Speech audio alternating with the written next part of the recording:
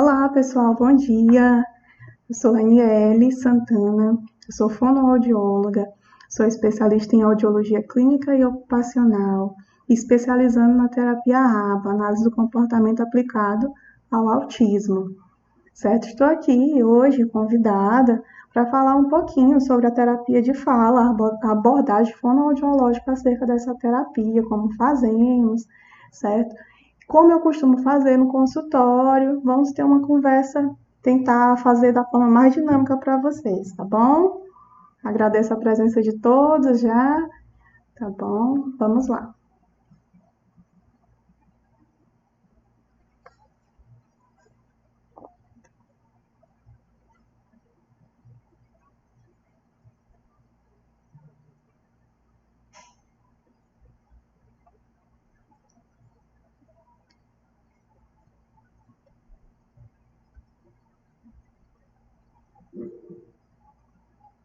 Só organizar aqui que o slide saiu da ordem.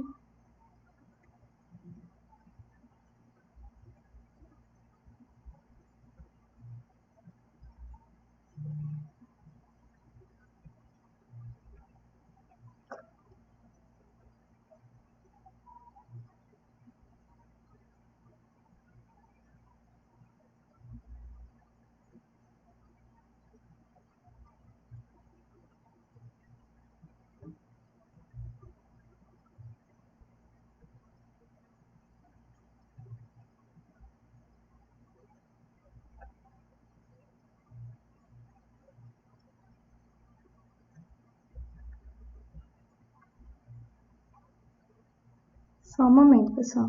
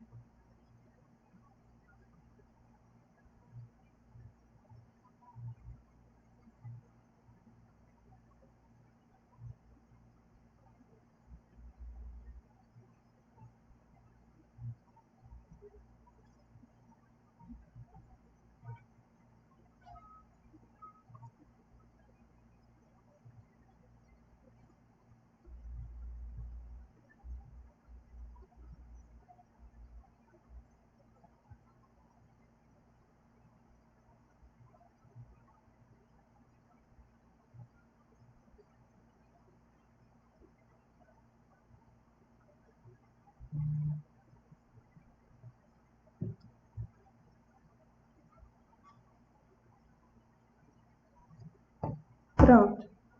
Vamos iniciar a terapia da fala no autismo. O importante papel do fonoaudiólogo. A fonoaudiologia, certo? Ela é uma terapia fundamental no processo de desenvolvimento do autista. O primeiro passo que a gente faz é avaliar quais são os recursos linguísticos e comunicativos utilizados pela criança. Em cima disso, construir um plano terapêutico. Só que vem outras avaliações, a gente vai avaliar a questão motora, de fala, certa questão de motricidade, questão de musculatura, de face, para saber se essa criança tem algum prejuízo. A maioria dos programas intensivos comportamentais, eles incluem o fonoaudiólogo nesse tratamento. Com a variedade de técnicas, o fonoaudiólogo aborda uma série de desafios frequentes enfrentados pelas crianças, adolescentes e o adulto também com autismo. Por exemplo, algumas pessoas autistas elas não falam, certo? Então, enquanto outras adoram conversar, mas têm dificuldade em usar a fala de forma funcional e ou entender algumas nuances, algumas coisas que é falado para ela vai ter essa dificuldade de compreensão. Colocações não verbais, quando fala com outra pessoa, questão de imitação, entender uma piada que foi falada, compreender o sentimento que aquela pessoa está passando, pode vir ter essa dificuldade. Embora seja importante adequar o tratamento ao nível de comprometimento, o plano de tratamento não deve ser separado ou rígido conforme o grau do autismo diagnosticado, porque os quadros podem evoluir. Mas principalmente porque cada pessoa, cada indivíduo com autista, ele é único, tanto nos seus desafios, como também os seus potenciais. Então, eu não posso excluir essas possibilidades. Quando a família chega no nosso consultório, uma das principais queixas é: meu filho não fala. É muito comum isso de acontecer. Por quê? Existe um leque de informações, certo? Um leque de dificuldades que essa criança possa vir apresentar. Mas a queixa frequente, entendeu? A maior queixa dos pais é a fala. Meu filho não fala. Ou então, meu filho falou com 1 ano, meu filho falava papai, mamãe, dá, eu, e de repente ele não fala mais. Ou então, meu filho fala e ninguém entende o que ele está falando, só eu. O que eu faço? Outra queixa também que eles costumam dizer. O neuro diagnosticou meu filho com autismo. Ele vai falar? Então, cabe a nós, fonoaudiólogos, tirar essas dúvidas dos pais, tranquilizá-los, certo? E fazer com que eles pesquisem também acerca sobre o que é o autismo. O que eu posso esperar? Apesar do que não tenho fórmula mágica, ninguém tem. Não tenho nem bola de cristal de dizer assim, essa criança não vai falar, ou essa criança vai falar, entendeu? O que é o certo? O mais precocemente identificar os sinais. A criança, ela sempre identifica sinais de atraso, desde bebezinha. Desde o recém-nascido, ele já começa a executar essa comunicação. O que eu posso mostrar aqui para vocês? 1 ano e 3 meses, o que a criança vai fazer? De um mês até os 3 meses.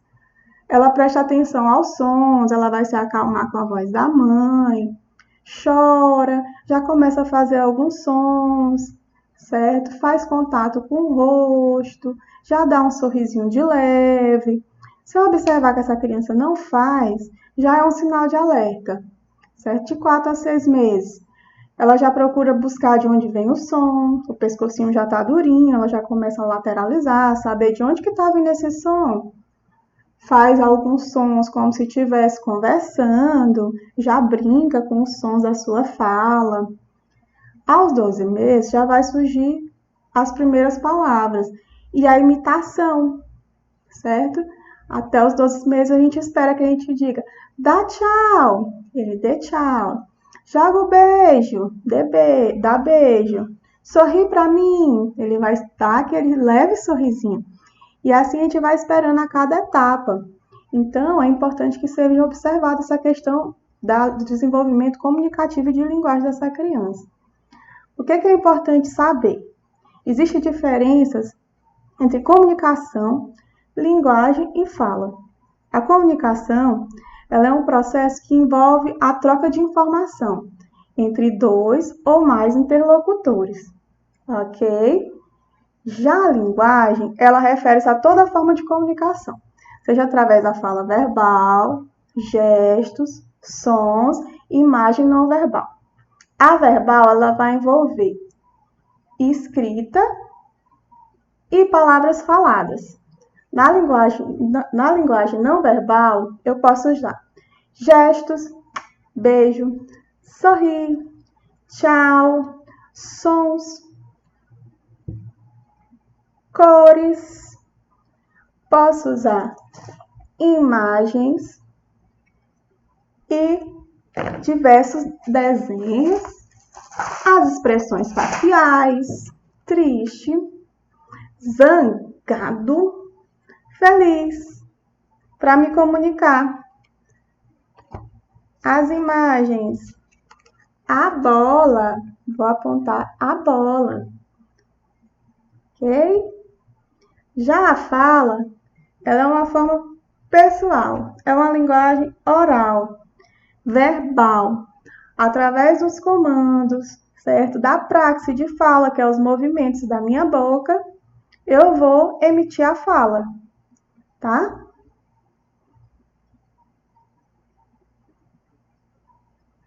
As alterações de linguagem no transtorno do autismo geralmente são caracterizadas por atrasos significativos ou ausência de desenvolvimento dessa habilidade, certo? Influenciando assim os aspectos sociais, familiares, escolares e, portanto, na qualidade de vida.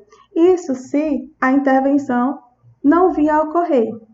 Às vezes, a criança até apresenta um atraso na fala, um atraso no desenvolvimento, mas aí o que a família faz? É muito comum de acontecer. Vamos esperar mais um pouco. O pai começou a falar com 3 anos e passou a falar super bem.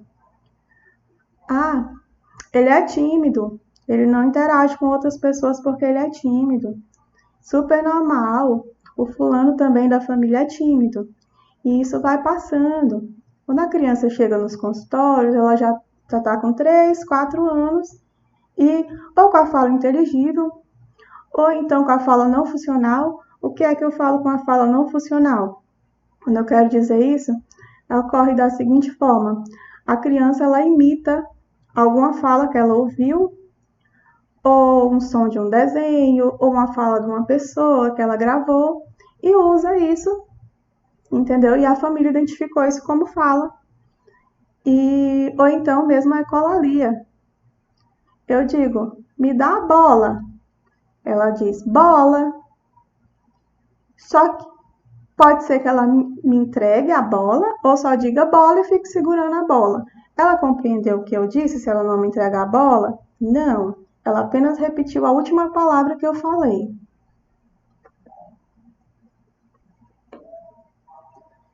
Os pais, eles percebem antes dos 24 meses. Porém, hoje com menos frequência, graças a Deus isso está diminuindo, a questão da procura especializada, certo? Mesmo com aquele receio, que é super normal, de ter um diagnóstico, de vir a ter esse diagnóstico, de vir a escutar o que os terapeutas, o que os médicos têm a falar para essa família, mesmo assim eles estão procurando. Eles estão procurando se informar, e isso é importante, que todo terapeuta, certo, dê esse gancho para os pais, para que eles possam vir a se informar, saber o que está sendo feito, saber o que ele pode fazer, entendeu? Por essa criança em casa. A família, ela é super importante no processo terapêutico. Em qualquer terapia, a família deve estar presente, entendeu? Sempre ela deve estar em comum acordo ali com o terapeuta, seguindo as orientações, e o terapeuta buscando sempre o feedback dessa família.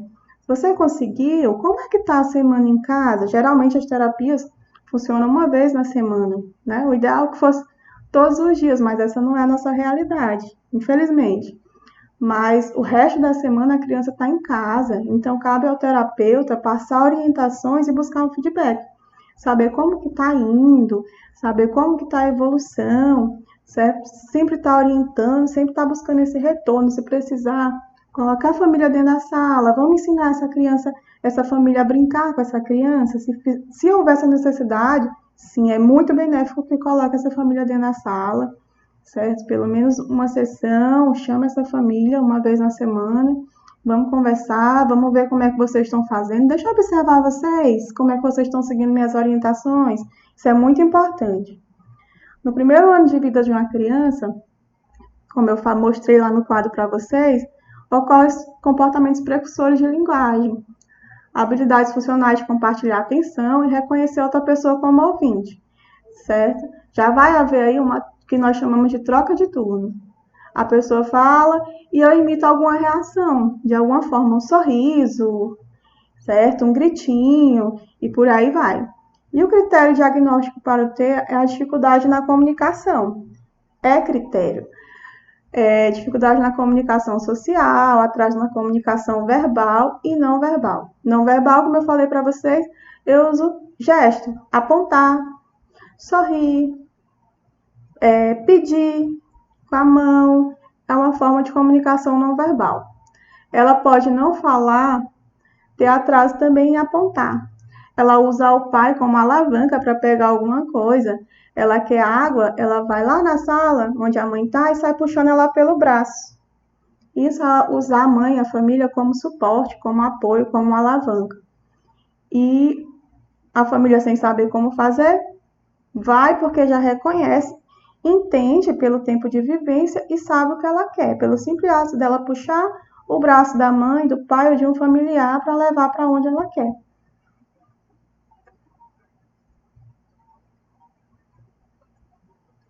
Então, ainda falando de fala, espera-se.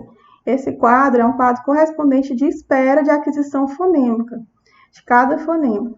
Até os 12 meses, eu espero que a criança tenha adquirido o B, M, que é o B, e o M. Até os 2 anos, eu espero que ela tenha adquirido o P, o T, o D, o N, e assim por diante. Então, a minha avaliação também se baseia nessa classificação. O que é que eu vou esperar dessa criança? Entendeu? O que é que eu vou esperar? Ela chegou para mim com 18 meses. E a queixa não fala nada. O que é que eu vou apresentar para ela? Vou apresentar uma figura de uma bola, ou até mesmo uma bola, e mostrar para ela, numa avaliação. O que é que você está vendo? Ou a bola numa imagem. Esse aqui é um álbum fonético que a gente utiliza, também durante uma avaliação. Ok?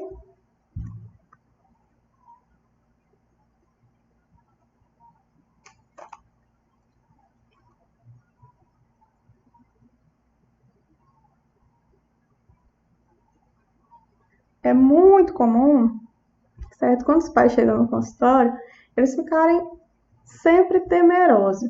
A chance do seu filho não exercer a comunicação verbal. É importante para a gente, como terapeuta de fala, explicar para os pais que a comunicação não é só a fala, certo? E que isso não vai diminuí-lo como criança. É preciso ter paciência para esperar cada conquista. A comunicação, certo?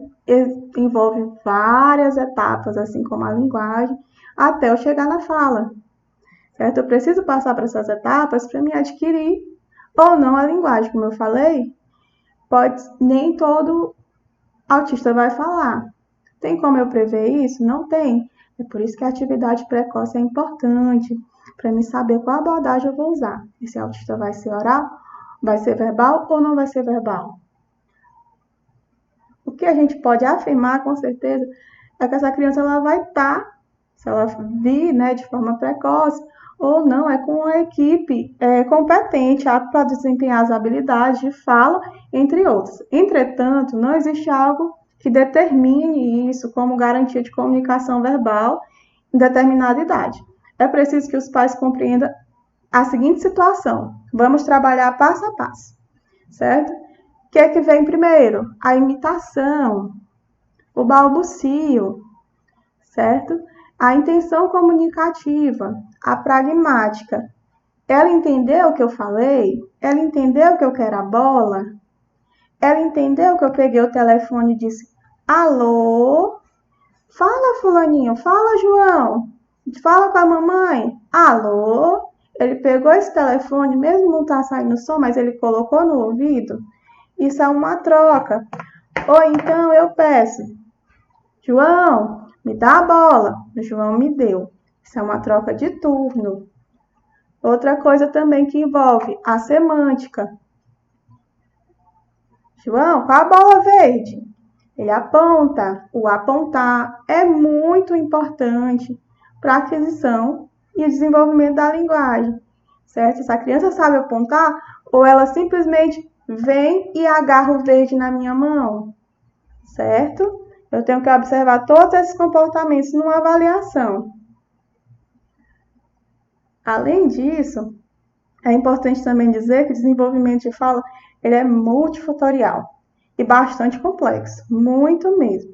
Não é algo que apresente uma fórmula pronta, certo? Isso vai depender do tempo da criança, do tempo de terapia e principalmente da estrutura em que esse paciente está inserido. Por isso que é importante uma boa anamnese, certo? Na anamnese eu vou conhecer todo o contexto de vida dessa criança. Eu vou conhecer qual é a queixa principal, o histórico da queixa, como foi o desenvolvimento dessa criança, desenvolvimento motor, desenvolvimento de linguagem, tudo isso eu tenho que colocar na minha anamnese. Como é o social dessa família, certo? Para me saber. Conversando com os pais, eu vou saber qual o nível de linguagem desses pais, qual o nível de fala deles, o que é que eu tenho que esperar e o que é que eu tenho que passar para essa criança. Né? Numa conversa com uma colega, né, de terapeuta, até em sala de aula, ela deu um exemplo, que ela estava fazendo uma avaliação e ela pedia para a criança dizer: fulano, levanta a mão. E a criança não levantava. E ela insistia: fulano, levanta a mão. Aí, durante a anamnese, ela escutou a mãe dizer assim: fulano, arriba a mão. Aí, fulano levantou a mão.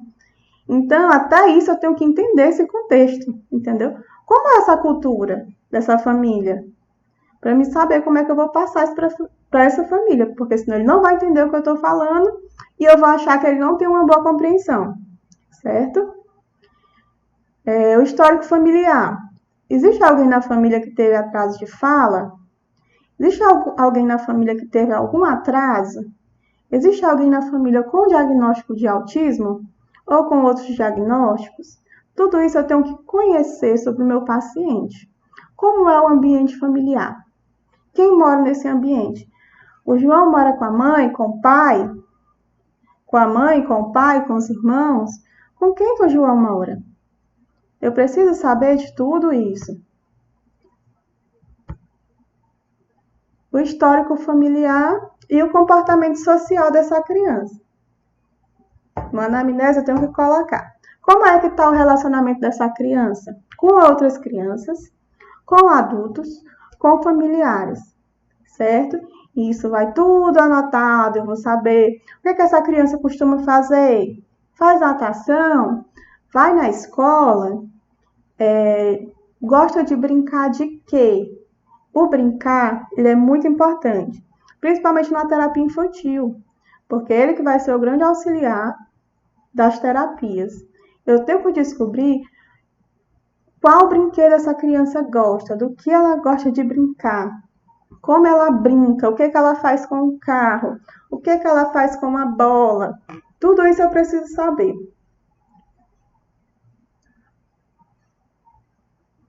Uma pesquisa feita nos Estados Unidos, né, pelo grupo Autistic Speak, constatou que o número de autista não verbal corresponde a 25% dos casos. Contudo, vale ressaltar, tá, gente, que esses dados são dos Estados Unidos, considerando que o país conta com um suporte muito mais avançado. E, além disso, o diagnóstico de forma bem precoce. A fala, certo? Como eu acho que vocês já entenderam essa parte, ela antecede a aquisição de linguagem de forma completa e complexa. É uma das características mais marcantes que o ser humano apresenta. E é um tipo de comunicação, certo? Botei lá as 3 diferenças, mas uma envolve a outra. Se após 18 meses a criança não apresenta essa fala, certo? Já é um alerta, certo? Para a gente estar levantando as orelhinhas e procurar investigar por que não. Primeiramente, a criança vem para a gente do neuro, ou com a suspeita, ou já com o diagnóstico, certo? Ou então porque já passou por diversos terapeutas, volta à questão lá do maior receio, a fala. E ainda não consegui, nem ninguém conseguiu que ele falasse nada. Só que não funciona assim. Como eu estou dizendo para vocês, passo a passo, família, criança e terapeuta unidos, tentando buscar estratégias que funcionem, tá? Então, qual a minha sugestão para famílias de autismo? Ao invés de procurar outro terapeuta, procurar seu terapeuta e tentar conversar, falar dos seus receios, dizer que tentou fazer certa abordagem que ele sugeriu em casa e não está dando certo.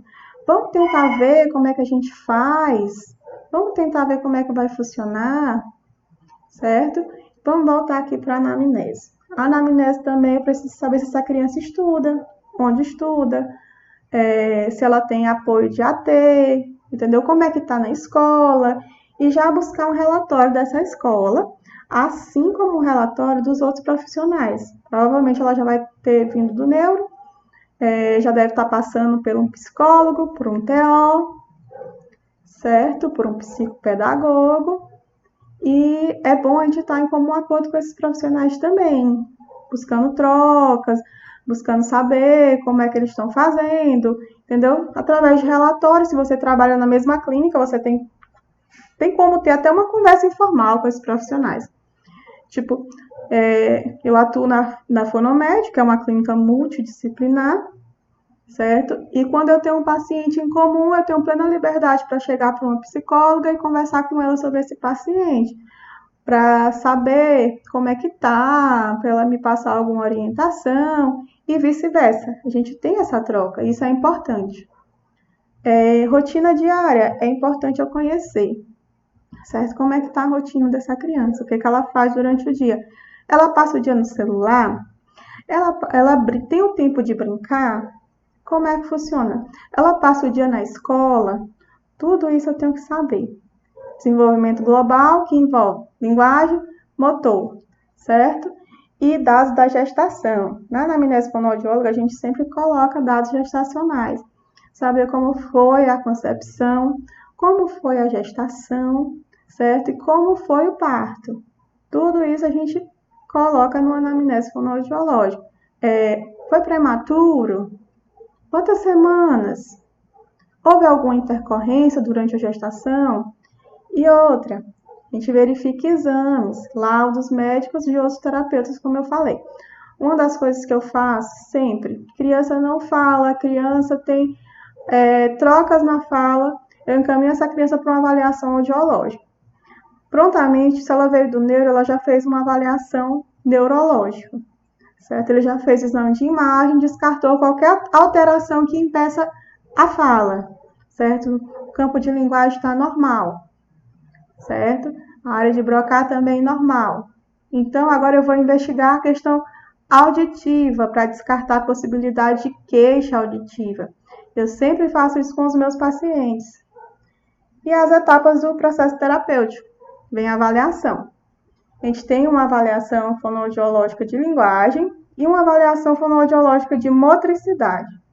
A linguagem vai envolver a avaliação de pragmática, sintática, semântica e fonológica, se for o caso, se a criança já tiver a fala, a sintaxe também. O que vai envolver a semântica?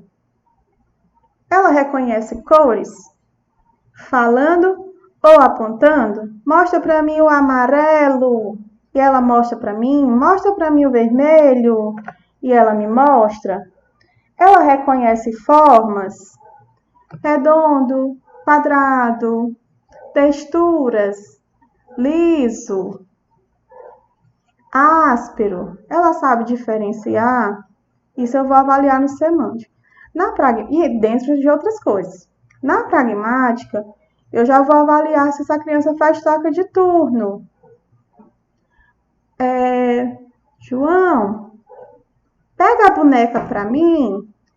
João prontamente pega a boneca. Mostra a cabeça dela. Pronto, muito bem. Joga a bola para mim. João jogou a bola. Isso é uma troca, certo? Falando ou não? Mais uma vez falando. Na avaliação de motricidade, o que eu vou avaliar? Certo? Isso é uma avaliação inicial. Eu vou avaliar a questão da motora de fala. Eu vou avaliar lábios, língua, bochecha. Saber se tem alguma alteração, certo? Alguma alteração visual na minha palpação. Eu vou fazer, fulano, coloca a língua para fora, para o lado, para o outro, para saber se essa língua é hipotônica, hipertônica, se ela é molinha ou se ela é muito travada. Assim mesmo, eu vou fazer bochecha e lábios, certo? Vou avaliar tanto o intra como o extraoral, para saber se há algum impedimento na fala, nas estruturas que impeçam a fala dessa criança, certo? A partir daí é que eu vou desenvolver os meus objetivos terapêuticos, bolar estratégias. Eu conheci a criança na anamnese, nos relatos dos pais, e conheci ainda mais durante a avaliação. Porque durante a avaliação, para me poder avaliar essa criança, eu vou ter que usar estratégias que utilizam brinquedos, para mim ter uma interação com ela. Muito importante, certo? Para mim iniciar a terapia, eu preciso ter essa interação terapeuta-paciente. Sempre, em qualquer situação. Eu preciso descobrir como é que eu me envolvo com esse paciente. Como é que eu faço para buscar resposta dele, certo?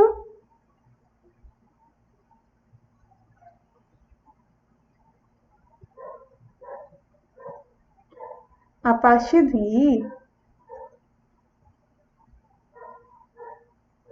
vamos lá. O que é que eu costumo observar? Essa criança, ela olha nos meus olhos quando eu digo: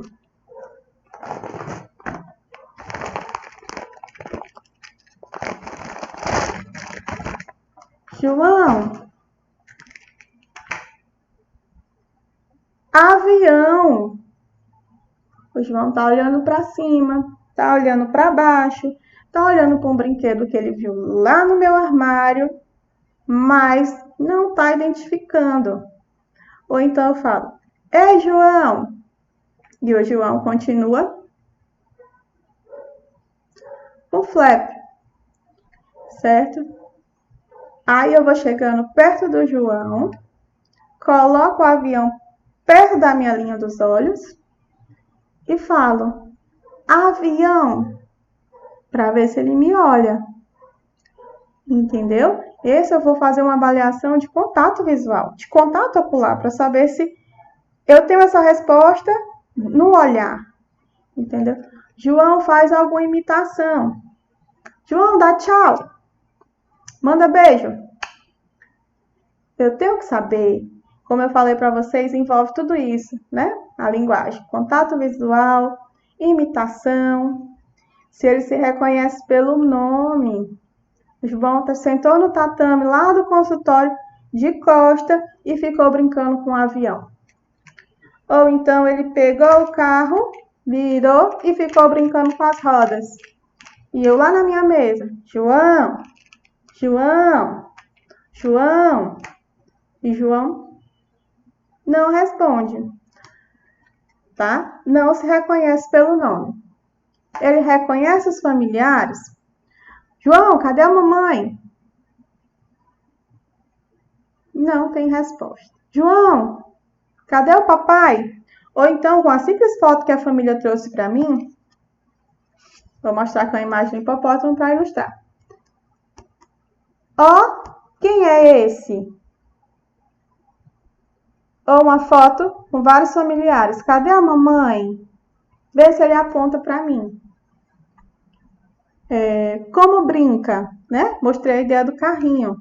João pega o carrinho e faz. Bibi! Ou ele pega os carrinhos, bota um atrás do outro, vira o carrinho e brinca com as rodas. Eu tenho que saber se essa criança tem brincadeira funcional, se a brincadeira dela é de forma padrão, se ela brinca de forma convencional com o objeto, certo?